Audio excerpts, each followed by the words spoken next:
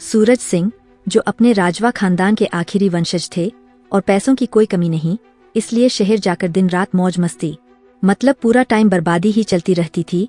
और उसी शाम जब वो शहर से लौट रहे थे, तभी उनकी नज़र सामने से आती बतानी पर पड़ी, वही बतानी जो उनकी हवेली में झाड़ू पोंछा करती थी। और बस उसे देखते ही सूरज सिंह का चेहरा बदल गया। उन्होंने अपना नारा ढीला किया और बतानी का रास्ता रोककर खड़े हो गए। और इससे पहले कि बेचारी बतानी कुछ बोल पाती, सूरज सिंह उसे खींचकर पास की झाड़ियों में ले गए जबरदस्ती। और इस पल पर आते हुए एक छोटा सा रिक्वेस्ट बोल दूं, अगर कहानी इंटरेस्टिंग लग रही हो तो चैनल को सब्सक्राइब कर देना, लाइक भी कर देना, ये मुझे मोटिवेशन देता है। चलो कहानी आगे सुनो। देर रात जब सूरज सिंह हवेली लौटे तो उनकी बीवी दिव्यानी गहरी नींद में सो रही थी। और ये वही दिव्यानी है जिससे उनकी मुलाकात जीबी रोड के एक कोठे पर हुई थी, जहां वो पहले काम करती थी। सूरज सिंह को उसकी खूबसूरती भा गई थी और उसने वही तय कर लिया था कि आगे चलकर यही उसकी बीवी बनेगी। और हुआ भी वही। शादी कर ली और दिव्यानी के बेटे अंकुर को भी गोद ले लिया। लेकिन शादी के बाद की उसकी जिंदगी किसी नर्क से कम नहीं रही, क्योंकि सूरज सिंह हर दूसरे तीसरे दिन दिव्यानी को उसके बीते कल की चुभन याद दिलाकर उसे अपमानित करते रहते थे। और इन्हीं जलील करने वाली बातों से तंग आकर दिव्यानी ने अंकुर को पढ़ाई के बहाने इंग्लैंड भेजने की पूरी तैयारी कर ली थी, ताकि उसका बेटा इस खोखले खानदान के जहरीले माहौल से दूर जाकर कुछ अच्छा कर सके। लेकिन अंकुर अपनी माँ को अकेला छोड़कर बाहर नहीं जाना चाहता था। तब दिव्यानी ने उसे समझाया कि जब वो वहाँ सेटल हो जाएगा तो वो भी जाकर उसके साथ रहेगी। दूसरी तरफ सूरज सिंह इंग्लैंड भेजने के सख्त खिलाफ थे और इस बात को लेकर रोज की बहस, रोज की कड़वाहट। दिव्यानी अब अपनी जिंदगी से बिल्कुल टूट चुकी थी। उसका मन करता था कि बस एक दिन उठे और इस हवेली को हमेशा के लिए छोड़ दे, लेकिन बेटे के उज्जवल भविष्य की चिंता उसे रोक लेती थी। एक दिन जब सूरज सिंह शहर गए हुए थे, दिव्यानी ने अपनी काकी को फोन लगाया। वही काकी जिसके कोठे पर दिव्यानी काम करती थी। और काकी ने हाल पूछा तो दिव्यानी चुप हो गई। और उसकी ये चुप्पी ही पूरे जवाब से भी ज्यादा भारी थी। और कहानी के इसी मोड़ पर, अगर अभी तक नहीं किया तो एक छोटा सा लाइक सब्सक्राइब कर देना, क्योंकि अगला ट्विस्ट थोड़ा गहरा है। अगली सुबह जब सूरज सिंह जागे, उनकी नज़र हवेली में मौजूद एक नई नौकरानी रेखा पर पड़ी। और बस यहीं से असली कहानी पलटने लगती है। तो कहानी यहाँ से थोड़ा और काली होने लगती है। हवेली में सबको यही सवाल सताने लगा था कि ये नई नल वाली लड़की कौन है, क्योंकि पुराने नौकर तो ठीक ही काम कर रहे थे, फिर अचानक निकाले क्यों गए। पर असल बात ये थी कि उन्हें निकाला नहीं गया था, वो खुद भाग गए थे। पैसे तो मिल रहे थे, लेकिन कमी कहीं और थी, क्योंकि पैसे उन्हें किचन में काम के मिलते थे, कमरे में नहीं। पिछली नौकरानी बतानी ने तो सूरज सिंह के अत्याचारों से तंग आकर मायके जाने का बहाना बनाया और काम छोड़ दिया था। अब हवेली में नई आई रेखा पर ही सूरज सिंह की नजरें जम चुकी थीं।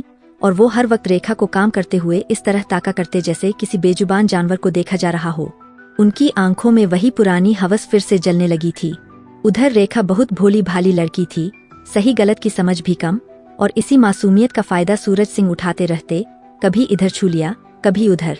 और रेखा बेचारी उन छोटी छोटी हरकतों को नजरअंदाज कर देती, मानो उसे पता ही नहीं कि उसके साथ क्या खेल खेला जा रहा है। फिर एक शाम सूरज सिंह ने उसे पैरों की मालिश के बहाने पास बुलाया और अपनी मीठी मीठी बातों से उसे फंसाने लगे। और रेखा एक मासूम पंछी की तरह उनके जाल में उलझती चली गई। मौका देखकर सूरज सिंह ने अपनी बाटली से उसे शराब के 2 घूंट भी पिला दिए और कुछ ही देर में रेखा का होशवास डगमगाने लगा। अब सूरज सिंह धीरे धीरे उसकी ओर बढ़ रहे थे। माहौल पूरी तरह उनके मन मुताबिक होता जा रहा था।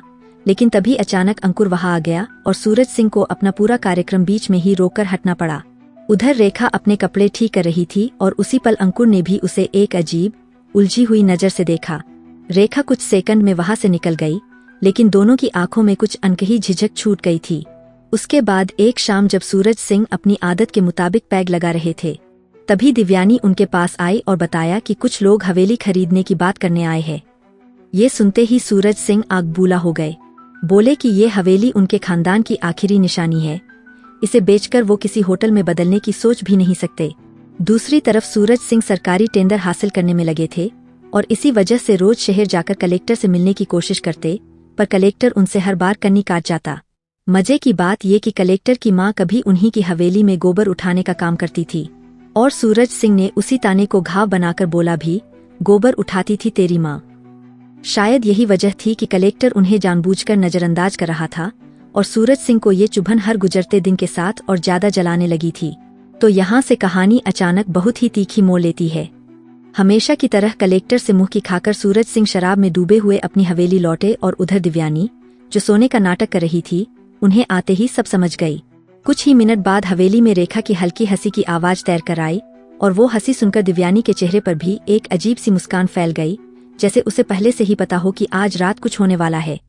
लेकिन कुछ ही देर में वही हंसी दर्द से भरी कराह में बदल गई और वो कराह पूरी हवेली में गूंज उठी। और उस आवाज ने दिव्यानी की आंखों में एक चमक भर दी, क्योंकि ये सब ठीक उसी प्लान के मुताबिक हो रहा था जो उसने हफ्तों पहले सोचा था।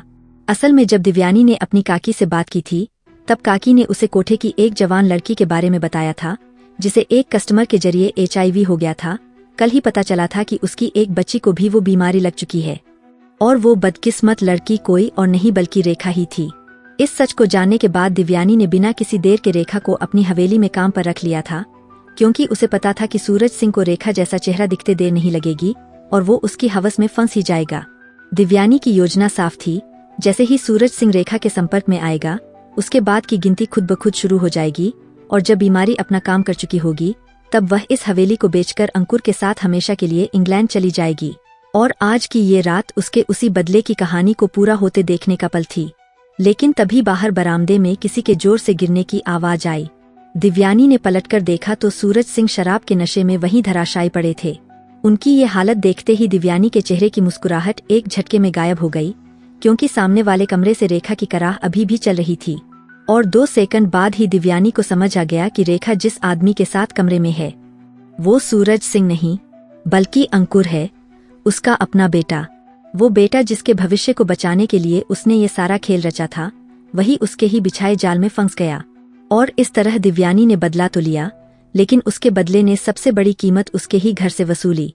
कहानी यही खत्म नहीं होती, पर सच ये है कि दिव्यानी की चाल ने उन दोनों में से किसी को नहीं छोड़ा, सूरज सिंह को भी नहीं और अंकुर को भी नहीं। अब तुम बताओ, क्या जो हुआ वो सच में बदला था या खुद पर ही टूटा हुआ श्राप?